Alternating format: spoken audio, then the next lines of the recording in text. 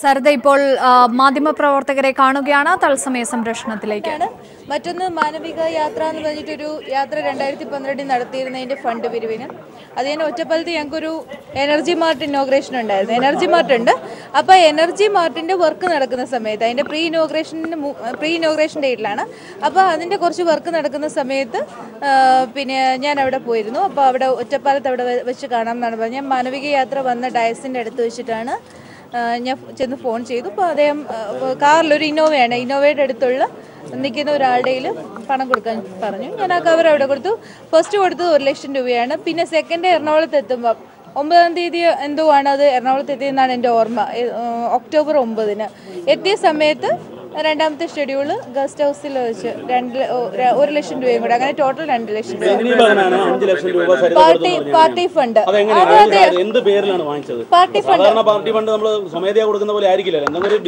അല്ല, അത് ഇടയ്ക്കിടയ്ക്ക് എന്തെങ്കിലും ആവശ്യങ്ങൾക്ക് വാങ്ങിക്കുന്ന എന്ന് വെച്ചാൽ പാർട്ടി ഫണ്ട് എന്ന് പറഞ്ഞിട്ട് നമ്മുടെ അടുത്ത് ചോദിക്കുമല്ലോ, അങ്ങനെ ചോദിക്കുന്ന ഒരു ഇനത്തിലാണ് നമ്മൾ ഇവിടെ കൊടുത്തിട്ടുള്ളത്.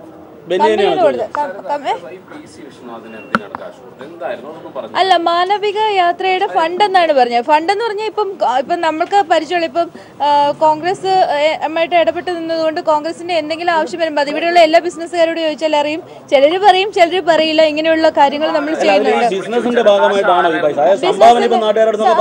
അങ്ങനെയല്ല, ബിസിനസിന്റെ ഭാഗത്ത് ആ യാത്രയുടെ ഒരു നടത്തിപ്പിന് വേണ്ടിയിട്ടാണ് നമ്മുടെ അടുത്ത് ഫണ്ട് പിരിച്ചത്. വിഷ്ണുനാഥ് തന്നെയാണ് വിളിച്ച് സംസാരിക്കുന്നത്. അത് അദ്ദേഹം ആർക്ക് വേണമെങ്കിലും നിഷേധം എന്ന് പറയുന്ന ഒരു സംഭവമാണ്. നിഷേധിച്ചൂടെ? ഇന്നിപ്പോ അവര് പറയണത് എനിക്ക് നിഷേധിക്കാം, ഞാൻ പറയണത് അവര് നിഷേധിക്കാം. അത് എനിക്കതിന് തെളിവില്ല. ഉള്ള കാര്യം ഞാൻ പറയാം. ഇതിന് തെളിവില്ല. കാര്യം പാർട്ടി ഫണ്ട് കൊടുത്തിട്ട് റസീത് ചോദിക്കാനോ കോഡ് കൊടുത്തിട്ട് റസീത് എഴുതി തരണമെന്ന് പറയണ മണ്ടന്മാരൊന്നും അല്ല അവരാരും. കോഡ് കൊടുത്തിട്ട് റെസിപ്റ്റ് എഴുതി താ എന്ന് പറഞ്ഞാൽ അവരാരും എഴുതി തരില്ല എന്നാണ് എൻ്റെ വിശ്വാസം.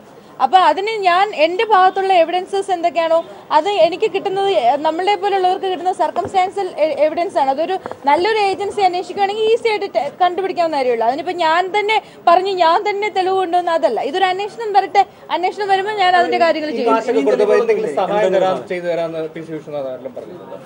പി സി വിഷ്ണുനാഥിന് നേരത്തെ നമ്മൾ കൊടുത്തിട്ടുള്ള ഫയലുകളും മറ്റു കാര്യങ്ങളും നിങ്ങൾക്കറിയാം. അപ്പം അദ്ദേഹവുമായിട്ട് നേരത്തെ നല്ല ഫോണിൽ സംസാരിച്ചിരുന്നു, നല്ലൊരു ബന്ധമുണ്ടായിരുന്നു. ആ ബന്ധത്തിന്റെ പുറത്ത് അദ്ദേഹം ഒരു ആവശ്യം പറഞ്ഞു. അത് എല്ലാവരും അങ്ങനെയുള്ള സാഹചര്യത്തിൽ ഇപ്പൊ ഇന്നത്തെ അവസ്ഥയല്ല അന്ന്. അപ്പം അന്ന് ചോദിച്ച ആവശ്യം നമ്മൾ നിറവേറ്റി കൊടുത്തു.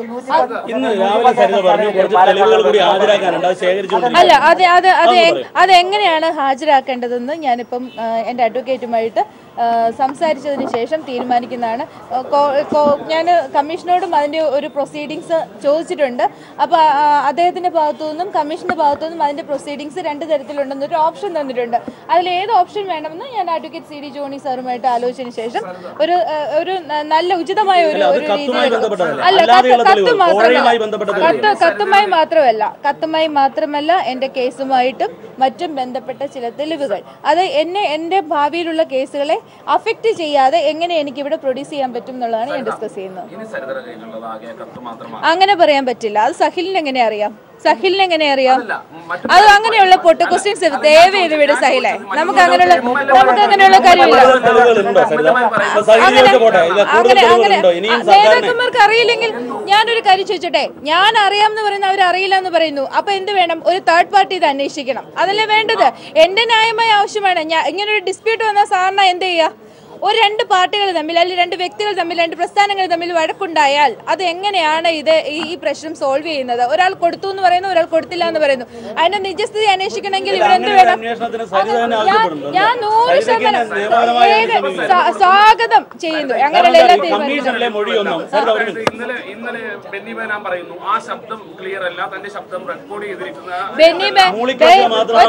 ഒറ്റ മിനിറ്റ്. ബെന്നി ബെഹനാൻ സാറിന്റെ സൗണ്ട് എന്നേക്കാൾ കൂടുതൽ സമയം ഒരുപക്ഷെ നിങ്ങൾ എല്ലാവരും ഇവിടെയുള്ള എല്ലാ മാധ്യമ പ്രവർത്തകരും കേട്ടിരിക്കും. അത് അദ്ദേഹത്തെ ഓരോരുത്തരുടെ പൊസിഷനാണ്. അവരെ കൊണ്ട് അത് അങ്ങനെയുള്ള റെസിസ്റ്റ് ചെയ്തോട്ടെ, അതിനെന്താ? വേണ്ട, ഒരു കാര്യം ചോദിച്ചോട്ടെ, തെളിവുകളുണ്ടോ ഇല്ലയോ എന്ന് നിങ്ങളെ ബോധിപ്പിച്ച് ചെയ്യുന്നതല്ല എന്റെ ജോലി. ഞാനൊരു കമ്മീഷന് മുമ്പിൽ നിൽക്കുന്നതാണ്. ലാഭവിഹിതം മുഖ്യമന്ത്രിക്ക് നൽകുമെന്ന ഒരു മൊഴിയെ കുറിച്ച് കമ്മീഷനിൽ ചോദിച്ചിട്ടുണ്ട്.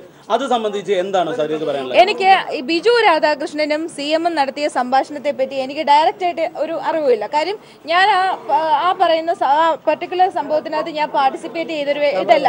അതുകൊണ്ട് തന്നെ എനിക്ക് ഈ പറയുന്ന കാര്യങ്ങളൊന്നും ന്യായമായിട്ട് ഞാൻ പറയാം, എനിക്ക് അതിനകത്ത് ഡയറക്റ്റ് ആയിട്ടൊരു നോളജ് ഇല്ല. എന്നാൽ ഓഫീസിൽ ഇങ്ങനെയുള്ളൊരു ഗസ്റ്റ് ഹൗസിലെ ഒരു മീറ്റിങ്ങിന് ശേഷം റെയറായിട്ടാണ് ബിജു ഓഫീസിൽ വരുന്നത്. ഞാനും ബിജുവുമായിട്ട് നല്ല ഡിസ്പ്യൂട്ട് ഉള്ളതുകൊണ്ട് പരസ്പരം സംസാരിക്കുന്നു, കമ്മ്യൂണിക്കേഷനും ഉണ്ടായിരുന്നില്ല. ഓഫീസിൽ നടത്തിയ ഒരു മീറ്റിങ്ങിനകത്ത് 1-2 ഉദ്യോഗസ്ഥരുമായിട്ട് നടത്തിയ മീറ്റിങ്ങിനകത്ത് ഇങ്ങനെ ഒരു വാക്ക് പറഞ്ഞതായിട്ട് എനിക്ക് ഇൻഫർമേഷൻ ഉണ്ട്. അതല്ലാണ്ട് എനിക്ക് ഡയറക്റ്റ് ആയിട്ട് ഇതിനകത്തൊരു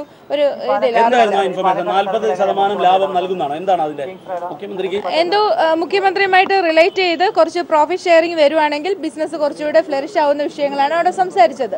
അപ്പോൾ അതിന്റെ എക്സാക്ട് പൊസിഷൻ വേണമെങ്കിൽ I should be present before dum. ഞാൻ നേരിട്ട് അറിവില്ലാത്ത ഒരു 3 പേർ 4 പേർ കേട്ടുകേൾവിയായിട്ട് പറയുന്ന ഒരു വിഷയം ഞാൻ അതിനകത്ത് അങ്ങനെയുള്ള കാര്യങ്ങളായതുകൊണ്ടാണ് ശരിക്കും പറഞ്ഞാൽ എൻ്റെ വിഷയം ഞാൻ എന്തൊക്കെ എൻ്റെ കയ്യിൽ എനിക്ക് തെളിയിക്കാൻ പറ്റുമോ സർക്കംസ്റ്റാൻഷ്യൽ എവിഡൻസ് ആയിക്കോട്ടെ, മെറ്റീരിയൽ എവിഡൻസ് ആയിക്കോട്ടെ, അല്ലെങ്കിൽ മറ്റ് ഹാർഡ് ഡിസ്കോ അല്ലെങ്കിൽ ഡിജിറ്റൽ ആയിട്ടുള്ള എന്തെങ്കിലും എവിഡൻസ് ആയിക്കോട്ടെ, അത് വെച്ച് എനിക്ക് തെളിയിക്കാൻ പറ്റുന്ന ആരോപണങ്ങൾ മാത്രമേ ഞാൻ പറയുള്ളൂ. ബാക്കിയുള്ളത് എനിക്ക് ചിലപ്പോൾ അറിയായിരിക്കും, പക്ഷെ ഞാൻ പറയില്ല. കാര്യം ഞാൻ പ്രൂവ് ചെയ്യണം. അത് ഞാൻ കമ്മീഷനിൽ പറയേണ്ട കാര്യങ്ങൾ. ഞാൻ ഈ പബ്ലിക്കിന് മുമ്പിൽ ദയവ് ചെയ്ത ഒരു കാര്യം നിങ്ങൾ മനസ്സിലാക്കൂ. നിങ്ങളുടെ മുമ്പിൽ ഞാൻ എവിഡൻസ് ഉണ്ടോ നിങ്ങൾ ഡേ 1 ഫസ്റ്റ് തൊട്ട് നിങ്ങൾ എവിഡൻസ് ഉണ്ടോ എന്ന് ചോദിക്കുക. എൻ്റെ പ്രൊസീഡിങ്സ് അനുസരിച്ച് മാത്രമേ ഞാനൊരു എവിഡൻസ് കമ്മീഷന് മുമ്പിൽ ഹാജരാക്കുകയുള്ളൂ. അതും ഞാൻ ക്രിമിനൽ കേസുകളിലെ പ്രതിയാണ്. അപ്പം ഞാൻ അത് എങ്ങനെ ഹാജരാക്കണം, എന്താണ് അതിൻ്റെ പ്രൊസീഡിങ്സ്, അത് ഏത് വേയിൽ ഹാജരാക്കിയാലാണ് ഞാൻ അത് പബ്ലിക് ഡോക്യുമെൻ്റ് ആയിട്ട് കൊടുക്കണോ അല്ലെങ്കിൽ മറ്റേതെങ്കിലും രീതിയിൽ കൊടുക്കണോ എന്ന് I should discuss with my legal advisers. അതിനുശേഷം അവരുടെ അഡ്വൈസ് കിട്ടിയതിന് ശേഷം I will definitely do that. 11 പ്ലോട്ടുകളായിട്ട് നമുക്ക് സ്ഥലം തരുന്ന കാര്യമാണ്. ശ്രീധരൻ നായർ സാറിന്റെ മീറ്റിംഗ് ആണ് ഫസ്റ്റ് ഈ പറയുന്ന മെഗാ പവർ പ്രോജക്ട്സിന്റെ മീറ്റിംഗ്. ആ മീറ്റിംഗുമായിട്ട്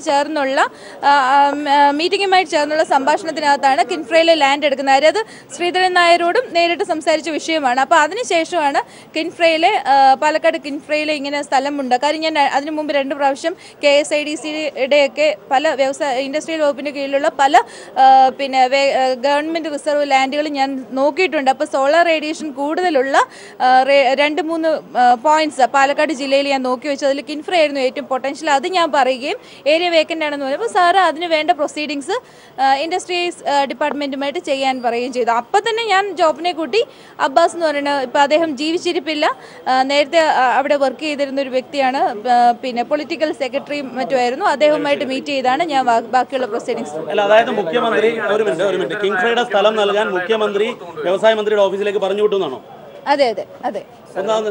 അതായത് ശ്രീധരൻ നായരുമായി സംസാരിച്ചതിന് ശേഷം മീറ്റിംഗ് കഴിഞ്ഞ് പുറത്തു വരികയും ശ്രീധരൻ നായരെ ഞാൻ CMന്റെ ഓഫീസിന്റെ മുൻപിൽ ഉള്ള കസേരയിൽ വെയിറ്റ് ചെയ്യാൻ പറയുകയും എന്നെ കൂട്ടി ജോബിനാണ് ഇൻഡസ്ട്രീസ് ഡിപ്പാർട്ട്മെന്റിലേക്ക് പറഞ്ഞു വിട്ടത്. അപ്പം ഞാനും ജോബിനും കൂടി ഇൻഡസ്ട്രീസ് ഡിപ്പാർട്ട്മെന്റിൽ പോവുകയും അബ്ബാസ് സാറുമായിട്ട് ഇത് സംസാരിക്കുകയും അതിന് വേണ്ട പ്രൊസീഡിങ്സ് എല്ലാം വേണ്ടതെല്ലാം ചെയ്തു തരാൻ CM പറഞ്ഞിട്ടുണ്ടെന്ന് ഞങ്ങൾ പറയുകയും ചെയ്തു. അങ്ങനെ ജോബിനാണ് ശരിക്കും പറഞ്ഞാൽ CMനോട് ഇങ്ങനെ CM പറഞ്ഞു എന്ന് പറഞ്ഞത്.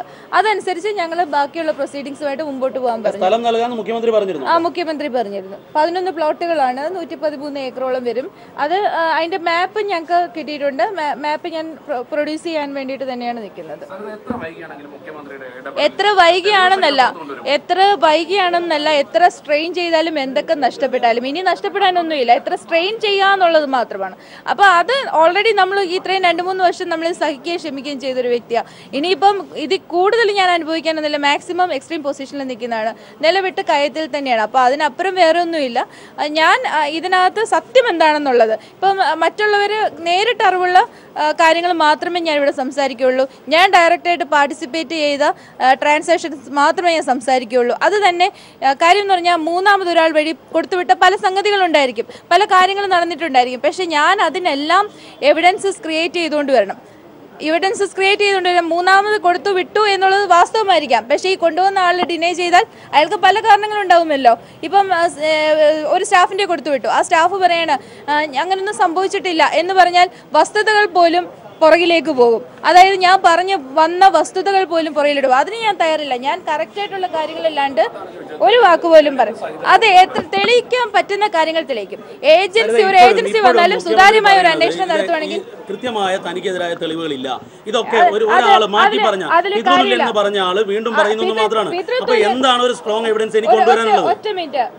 സ്ട്രോങ് എവിഡൻസ് കൊണ്ടുവരുന്ന ഞാനല്ല. ഇങ്ങനെ ഒരു ഡിസ്പ്യൂട്ട് ഉണ്ടാകുമ്പോൾ ഇവിടുത്തെ സർക്കാർ തന്നെയാണ് അത് അന്വേഷിച്ച് അതിന്റെ നിജസ്ഥിതി കൊണ്ടുവരേണ്ടത്. എനിക്ക് എതിരെ ഒരു ആരോപണം വന്നാൽ അത് തെറ്റാണെന്ന് തെളിയിക്കാനുള്ള ഒരു ബാധ്യത എനിക്കുണ്ട്, അല്ലേ? എന്നാൽ തെറ്റാണെന്ന് പറഞ്ഞു ഞാൻ എന്തുകൊണ്ടാണ് കോടതിയിൽ നമ്മൾ ചലഞ്ച് ചെയ്യുന്നത്?